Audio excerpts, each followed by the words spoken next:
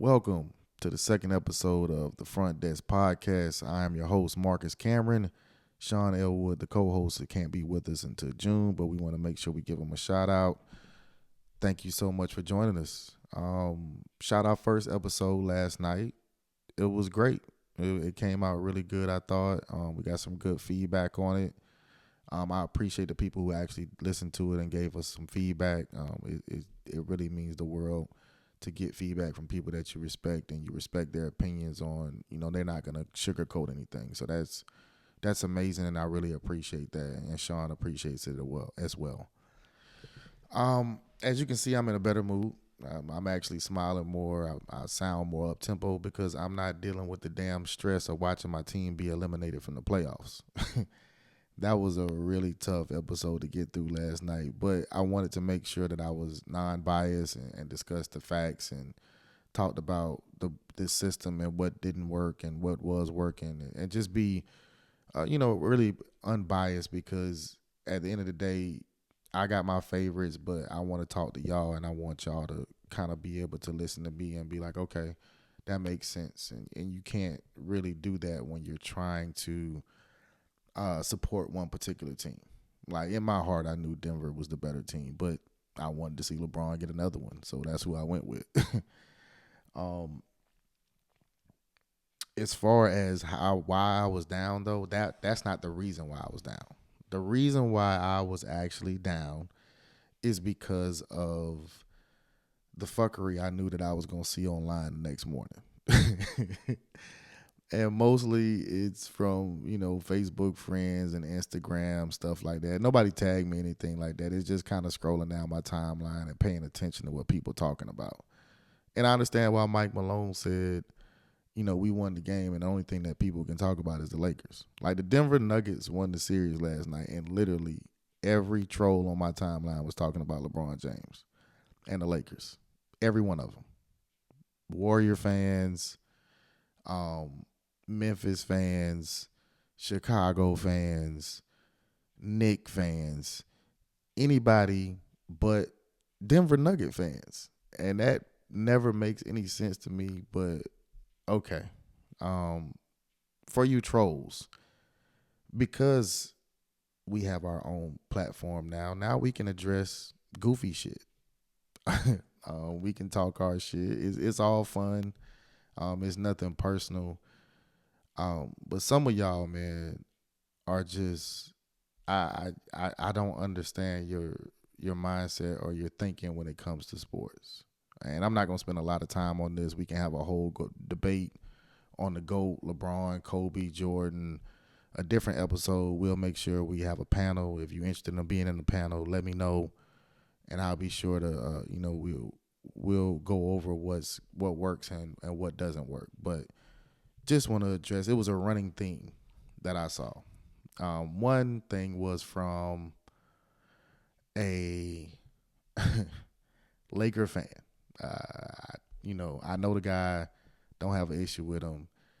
First round, yeah, I told y'all, man. I knew they was gonna beat Memphis. LeBron and AD, great combo. He's the king. That's what he was saying in the first round, right? Second round, that's right. They just knocked off the defending champs. That's right. The king. Second round, this guy. Third round, soon as they lose, MJ and Kobe would never. That was the running theme all day down my timeline. I saw guys, we're not saying LeBron's not great. He's not Jordan. We're just saying that he's not Jordan. That's fine, bro. Like, I don't care that nobody or I don't care that a particular person doesn't consider LeBron James the GOAT. I'm not going to give my opinion on that until we can actually publish it and try to make some money off of it. So I'm not here to discuss that part of it. It's the trolling for me, and I get it. Trolling is fun for a lot of y'all. It's the way for you to just get on the internet and say goofy shit for likes and, oh, I just want to talk about this and I want to say this. But the running theme, I'm assuming with the whole MJ and Kobe would never what you're saying is that they would never get swept, or they would never have missed a game-winning shot to to keep their team season alive. Okay, fair. You know what I mean? I'm not here to make an excuse for LeBron James. I'm not addressing anything. I think if you listen to the podcast last night, I was extremely fair. I wasn't biased. I said he ran out of gas in the second half, which is why he only had 9 points. I said that he's aged a little bit, and it shows he can't carry a team. So I'm addressing the obvious facts and not running from them. I would like for y'all to do the same thing. Stop getting on the internet and saying goofy shit like MJ and Kobe would never. Because now that, we have our own podcast and we have our platform, now I get to talk my shit too. I could talk my shit on Facebook, but see, a lot of y'all, as soon as you make a good point, the first thing is you hit below the belt, and then it's, LeBron did this and and it ain't got nothing to do with basketball, right? So let's just keep it on basketball, okay? I'm already 6 minutes in, so I'm way over, but I just want to address this real quick. MJ and Kobe would never. Let's just assume that y'all talking about get swept in the conference finals, right? Okay. Or just get swept, period, in the playoffs, because those guys walk on water and they don't lose and they never lost. And it's funny to me because some of y'all act like, y'all older than us or something, and y'all saw a different game than we did. But let's just real quick. MJ and Kobe would never. Michael Jordan was swept by the Boston Celtics 2 years in a row, back to back. 86 and 87. Then followed up that by getting to the conference finals and losing to the Detroit Pistons 4-1. Gentleman's sweep. Not a sweep. Gentleman's sweep. Kobe Bryant. I got my iPad with me. So, again, I'm going to talk my shit. So, Kobe Bryant. Swept by the Jazz in 98, Spurs in 99, and by the Mavericks in 2011. The point I'm making is losing a playoff series is inevitable. It's happened to every single basketball player who's ever played in the NBA. Whether you're the greatest, whether you're top 5, whether you're top 50, whether you're top 75, you're going to lose at some point in time, okay? There's no excuses for losing. When LeBron lost in 2011, it was on him. It was a horrible showing. I have no excuse for that. But stop getting online and saying goofy shit because you're showing how goofy you are. MJ and Kobe would never what? Get swept? They've already done it. Kobe 3 times. Michael Jordan twice. Michael Jordan is y'all GOAT, and he's been swept twice and then lost in the conference finals the very next year. Please stop it. All right. That's enough of that foolishness. Okay. Let's get to how the Celtics survived elimination. Tonight, the energy was crazy. Very good. Extremely well for the Celtics. I thought their guards were faster. I thought their guards were way active. And the most important thing is they made shots. They shot the 3 ball so well tonight. The offense never got stagnant. When it did get stagnant, the superstar, that's right, I said it, Jason Tatum made a play. Jaylen Brown didn't have the greatest game, but he was good in the second half. I thought he was out there and giving a real effort. I think they're asking him to do a lot defensively, which is why he's really struggling offensively in this series. He's running around chasing guys like Strus and Duncan Robinson, just 3-point shooters, and then when you're trying to close out to him, like they're putting it on the floor, going and making a play, which is something that Eric Spoelstra deserves all the credit for. Like that coaching staff understands that if we can get them chasing our perimeter guys around, few pump fakes, hard dribble, hard cut, we're going to start getting some layups. And they did for the first 3 games of the series. But I thought Boston's talent showed up big time tonight. And Tatum led the team in points, rebounds, and assists, which is not a surprise. He kind of does that on a daily, on usually on a game by game basis. But I thought it was interesting because I personally don't think he's the greatest playmaker in the world. I think he's up and down. He's not consistent. I thought that's why Golden State won the finals last year is because Tatum had to be a playmaker, and Golden State recognized that, basically baited him into that, and they struggled from there. And Jaylen Brown as well. Everybody on that team struggled against them defensively. But it was a decent series. They were a young team, and they had to understand how to win. But as far as the Heat, I thought the Heat played like they thought the Celtics were going to lay down. They played hard. I mean, the Heat always play hard. That culture down there is crazy. It is really like a Power Five or one of these blue blood schools. Like they just have a real culture down there in Miami. LeBron was down there. I was a fan for 4 years. It's different, bro. Like he wasn't running the show down there, and I'm be honest, that's probably why he wanted to get out of there when the time was done. It was like, all right, I ain't about to deal with this no more. They play defense. They're tough.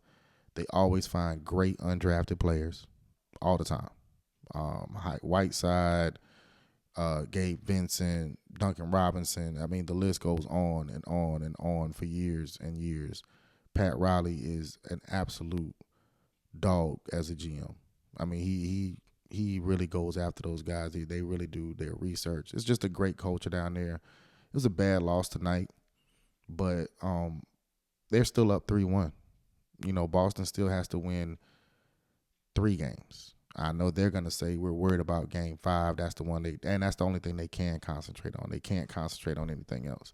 They have to go in there with the mindset like they did tonight. I thought they made a really sneaky adjustment in game 3, which the adjustment was, and not necessarily sneaky, but sneaky because it didn't work in game 3. They actually got blown out. But in game 4, I kind of saw the adjustment. I thought them going small with that Heat team, allowing their playmakers to be able to move freely and shoot over smaller guys was big. Because once they started making jump shots, you really start seeing like, okay, they can't guard this. They can't guard that. Now, is Spoelstra going to make an adjustment? Absolutely. Eric Spoelstra is a great coach. He's been a great coach in the NBA for a long time. The Heat coaching staff is going to make an adjustment. But it's going to be up to Boston to bring that energy. It's not always about X's and O's. Sometimes it's just a team going out there and really giving 120% effort. And I thought that's what they did tonight. And Jason Tatum was amazing in the second half. I picked Boston to win it all this year. I'm sticking with my pick. I'm riding with Elwood.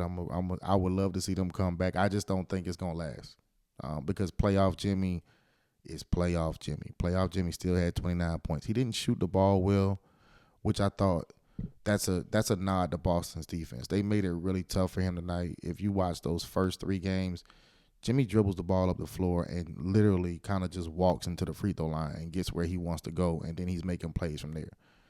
They were being a little bit more resistant tonight.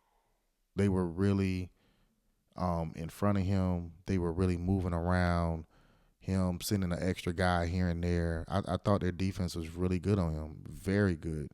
And it was a good game plan by the Celtics coach. Like I said, I thought their coaching staff did an amazing job in making adjustments. But all in all, I think the Celtics just played harder. But they still have a real tall mountain to climb. Just got to worry about game 5. I want to see basketball. I don't want to be without basketball till next Thursday. So I'm absolutely rooting for the Celtics. Sean Elwood, the co-host, like I said before earlier in the show, got to give him his props. When they were down 0-3, he was like, Celtics in 7. Celtics in 7. And I'm like, I don't know, bro, but they are talented enough to come back. It's just how much energy is going to be used to do so. And then what do you have left out to go against that juggernaut over there in the West in the Denver Nuggets? Like, what do you have left? Because you got to play 7 games now. If you're going to win this series, you're not going to win it in 5. You're not going to win it in 6. You got to win it in 7. And I think the only advantage is if you can get it to 7, game 7 is in your building. And you've beat the Heat in their home building in a game 7. The thing about that is it works both ways. The Heat beat you the first 2 games of the series in Boston, so we know they can win in the Garden. We know they can win in TD Garden. So that's gonna be an interesting chess match to see how Miami's coach adjusts to the little small adjustments that Missoula made tonight. Whether the Heat come out there and match the Celtics' energy, I thought the Celtics were actually more physical tonight, which is crazy because if you ask anybody who's watching these playoffs, I would say that the Miami Heat have probably been the most physical team in the playoffs. Period. I mean, out of all 4 teams that were left, even the Lakers, who I thought was a pretty physical team. That's what I thought was, their strong point. Their guys, Vanderbilt and Schroeder and those guys, and they attack the paint. So that's considered physical. I'm not saying they were going out there and playing like the Knicks of old and busting people up. It's just their game plan was to attack the basket. And I think that's what Miami is. You see these 3-pointers and stuff like that, but those things happen because Jimmy Butler he's so lethal 15 foot in. He gets anywhere around that free throw line area. It's a layup, it's a pull-up jump shot, it's a dunk, it's a quick pass to the outside to a wide-open shooter. Their shooters are really shooting the ball well. Like, they have been shooting the ball well all series. Caleb Martin, I'm not sure if he's a free agent or not. Big boy bag. He is having a really great series. I think he has 16 off the bench, but Kyle Lowry didn't have a great game tonight. The Heat, that's what I meant in the podcast the other night when I said that Boston is more talented because the Heat need everybody to produce, and in order for them to actually win, they need everybody to produce because they're down Tyler Hero. It's almost like people forgot that this guy averaged 20 points a game plus, maybe I think 20 plus a game. They're missing that off of their offense right now. And they're trying to do it by committee. But the thing about doing it by committee is some of those guys are not used to doing this night in, night out, on the road, night in, night out. That's not their role. They're used to a big 3 in the corner here, a dunk there, a good pass there, a good defensive play here. So when you start asking them to kind of fill it up offensively, every night they don't have it. And they didn't shoot the ball well tonight. I don't think that's all on them. I think that's credit to the Boston defense. I thought the Celtics defense was very good tonight. So I think the biggest key for the Celtics to win and beat the Heat is there has to be a balanced attack. I wrote that down in my notes. I can't believe I'm actually taking notes on this. I think it has to be a balanced attack for them to be successful against the Heat because the Heat are very good at keying in on a player or two and making it tough. I've been really impressed with the whole zone to man to man because it can be confusing, especially for if you're a guy who handles the ball all the time and now you have to make plays like, well, this guy wasn't over here on the last possession and now this guy got subbed out, so he's here now. Or it does make it confusing, but these guys are NBA players and they've seen every kind of defense. But I'm always impressed with Eric Spoelstra and the Heat's ability to always be able to defend. Always be able to defend. Tonight, it wasn't any defending. I thought Jason Tatum was just special in the second half. He is a top 5 player in my book right now in the NBA. He was an MVP candidate for a good part of the season until they went on that little losing streak. Jason Tatum is special. And Jaylen Brown is very good too, but I think they get caught up in sometimes. I don't think it's an ego thing with those two. I just think sometimes because Jaylen Brown is such a dog and Jason Tatum is so special, it's kind of like that Heat with LeBron and Wade. Like, oh, you take it. No, you take it. And sometimes I think they kind of throw each other off a little bit, but when it works, it is, wow. It is scary. And that's why I picked them to win the championship. But my pick is still on life support. Let's just be honest. And Elwood, as much as he wants to talk trash, your pick is still on. Your team is definitely still on life support because we both know if you go home and you fold or you play like you played in the first two games, this series is over with. It's I mean, it's you're gonna have to have the same energy. And I think they're gonna have to be better on Thursday because the Heat are gonna come out hungry. This is a good little slice of humble pie, I thought. I don't think they were running around here talking da da da da. They're a confident group, but it's good that the Celtics punch back. It's like the bully who's bothering you in school. Like sometimes you got to punch the bully in the face, even if you take a licking. Even if they beat you up a little bit, you punch them in the face, let them know, hey, you ain't about to just beat me up. And I thought that's what the Celtics did tonight. They were really good. I'm looking forward to the adjustments, like I said earlier. I think if the Celtics can actually win this next game, I think we might have something special in the series. Because Miami could absolutely go home and just close them out at 6, but winning 2 straight ain't bad. That's not bad. That's a better showing. I know the Celtics have bigger aspirations. Because it's my pick to win it all, I absolutely want them to walk them down and get it done. I would love to see either one of these teams in the final against Denver. But I think whoever wins now is at a disadvantage just because Denver took care of business last night. They did. They took care of business, and now they are relaxing. They are resting. If it was me, I would be playing golf today,